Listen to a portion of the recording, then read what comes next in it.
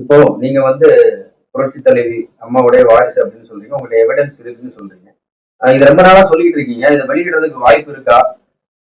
வெளியிடுவீங்களா? கண்டிப்பா வெளியிடுவேன். வாய்ப்பு இருக்குது. ஓகே. இதுல என்ன மாதிரியான எவிடன்ஸ் இருக்கும்னு எதிர்பார்க்கணும்? இதுல ஒரு உயில் எழுதி வச்சிருக்காங்க.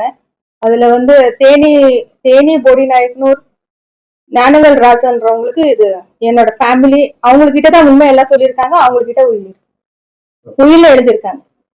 ஓகே. இப்போ நீங்க உங்களுக்கு மனு கொடுக்க போன இடத்துல உங்களை வெளியே திறந்துட்டாங்க, அவமானப்படுத்திட்டாங்க அப்படின்னு சொல்றீங்க. மக்கள் சேவை பண்ணணும்னு நினைக்கிறீங்க. இந்த வாரிசா இருந்தா கண்டிப்பா அந்த கட்சியில இருக்கணும் அப்படி ஏதாவது நாம்ஸ் இருக்கா? அண்ணா திராவிட முன்னேற்ற கழகம்ல நான் வாரிசு, எனக்கு தான் அந்த தலைவர் பதவி தரணும், அந்த மாதிரி ஏதாவது இருக்கா? தலைவர் பதவி எனக்கு வேணும்னு சொல்லி நான் கேட்கல. ஏதோ ஒரு வாய்ப்பு தான் என் பாட்டுக்கு நான் பண்ணிட்டு போயிட்டே இருப்பேன் அப்படின்னு நான் நினைச்சேன். எனக்கு அவங்க அவங்க தலைவரா இருக்கணும், இவங்க இருக்கணும் அப்படி எல்லாம் கிடையாது. எனக்கு எங்க அம்மா ஆட்சி மலரணும், அவ்வளவுதான். எவ்வளவு பேர் இருக்காங்க அதிமுகல? உங்களை மட்டும் துரத்துறதுக்கான காரணம் என்னவா இருக்கும்? எதனால அப்படி பண்றாங்க? இப்ப நீங்க ஒரு முக்கிய பிரமுகர் இருக்காரு, அந்த முக்கிய பிரமுகர்கிட்ட உயில் இருக்கு, ஒரு சில விஷயங்கள் வெளியே வந்தா எடப்பாடி மாட்டுவாரு அப்படின்னு சொல்றீங்க. கண்டிப்பா அதுல என்ன இருக்கு அப்படிங்கிற உண்மையை சொல்லிட்டீங்கன்னா கொஞ்சம். கண்டிப்பா என்ன சொல்றேன்னா, கொடைநாடுல வீடு அந்த நிகழ்ச்சி எல்லாருக்கும் தெரியும். அங்க நடந்த சம்பவங்களை பத்தியும் தெரியும். அங்க அம்மாவோட சில ஜுவல்ஸ், சில டாக்குமெண்ட்ஸ், அதுல இருந்த உயிர் எல்லாமே அவர் எடுத்திருக்கிறாரு. சாமுண்டேஸ்வரி என்ற ஒரு பெண்ணை கிட்ட கொடுத்து வச்சிருக்கிறாங்கன்னு சொல்லி எனக்கு தகவல் வந்தது. இதுக்கு விட்னஸ் ஷீலா பாலகிருஷ்ணன் ஐபிஎஸ் ஒருத்தர் கூட இருக்காங்க. அவர் நேம் எனக்கு தெரியல. இதுவரைக்கும் இது தொடர்பா வழக்கு ஏதாவது போறீங்களா? இல்ல அடுத்த கட்ட நடவடிக்கை என்ன இருக்கும்? கண்டிப்பா இதுக்கெல்லாம் எனக்கு இப்ப எனக்கு அவமானப்படுத்திருக்காங்க. எங்களை சேர்க்காம இருக்கிறதுக்கு, எனக்கு கட்சிக்குள்ள இருக்கிறத மூத்த தலைவர்களால வெளியில போறதுக்கு காரணம் என்ன இதெல்லாம் எனக்கு தெரியணும். அடுத்த நடவடிக்கை நான் தர்ம போராட்டம் பண்ணுவேன். எங்க அம்மா சமாதியில உக்காந்து எனக்கு அவமானம், ஏன் என்னை அவமானப்படுத்தணும், என்னை ஏன் வெளியில அனுப்பணும், ஏன் எனக்கு ஃபார்ம் கொடுக்கணும் ஃபர்ஸ்ட், அதுக்கப்புறம் ஏன் என்னை மறக்கணும், அதுக்கு ஆன்சர் சொல்லிதான் ஆகணும் அவரு.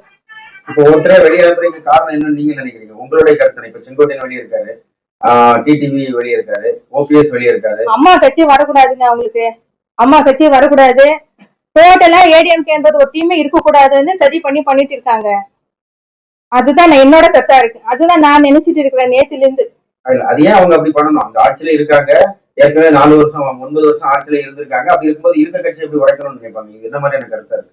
ஆமா, இப்ப என்ன சொல்றாங்க, அம்மா சாவுக்கும்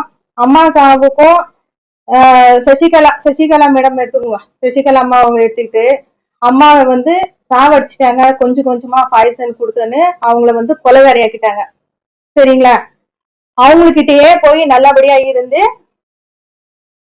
என்ன எடுத்தாங்க, கோழிகள் ஃபுல்லா கால்லவோ கையில விழுந்து எடுத்துட்டாங்க. மறுபடியும் அவங்களையே வெளியில தூக்கி போட்டாங்க. அதுக்கப்புறம் செங்கோட்டையனே போயிட்டாங்க. செங்கோட்டையனை வெளியில போனதுக்கு அப்புறம் நான் இந்த செங்கோட்டையன் அவர்களை ஏன் வெளியில எடுத்தீங்கன்றதுக்காக நான் டெல்லி போயிட்டு அமித்ஷாஜி பார்த்து பேசியிருக்கேன். நான் பேசிட்டு என் அம்மா கட்சி இப்படி உடையுது, நான் உள்ள போக மாட்டேன், எனக்கு எதுவுமே வேண்டாம், எல்லாரும் சேர்ந்து அம்மா சொன்னது உயிர்ல என்னெல்லாம் எழுதி வச்சிருக்காங்க அது கொஞ்சம் படிச்சு பார்த்து நீங்க அதுபடி நீங்க நான் பண்ணி கொடுங்க அப்படின்னு சொன்னதுக்கு, 1 வாரம் போடுங்க, யூ வெயிட் 1 வீக், நான் சொல்றேன் அப்படின்னு சொல்லிட்டாங்க. மறுபடியும் அவங்க என்ன கூப்பிடவே இல்லை. இதெல்லாம் பார்த்து தெரியும் போது அம்மா ஆட்சி வடியணுமா, அம்மா ஆட்சி டோட்டலா போயிடணுமா, காலி பண்ணிடணுமான்னு நினைக்கிறாங்களோன்னு என்னோட கருத்து. யாரும் எனக்கு சொல்ல, என்னோட கருத்தா நான் சொல்றேன். சமுதாயத்துல ஒரு சாதாரண நபர் கொலை செய்யப்பட்டாலோ இல்ல களவு ராபரி எது நடந்தாலும் சட்ட ரீதியா நிறைய நடவடிக்கைகள் இருக்கு. இப்போ ஒரு சிஎம்மா இருந்த ஒரு முதலமைச்சர் அம்மா, உங்களுடைய அம்மான்னு சொல்ற நீங்க கொலை செய்யப்பட்டதா சொல்றீங்க. இதுக்கு என்ன மாதிரியான சட்ட நடவடிக்கைகள்ல முயற்சிகளை நீங்க எடுத்திருக்கீங்க?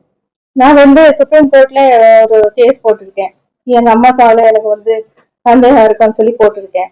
அதுக்கப்புறம் இந்த உயிரில என்ன எழுதியிருக்காங்களோ அதுபடிதான் வரணும்னு சொல்லி நான் எழுதியிருக்கேன்.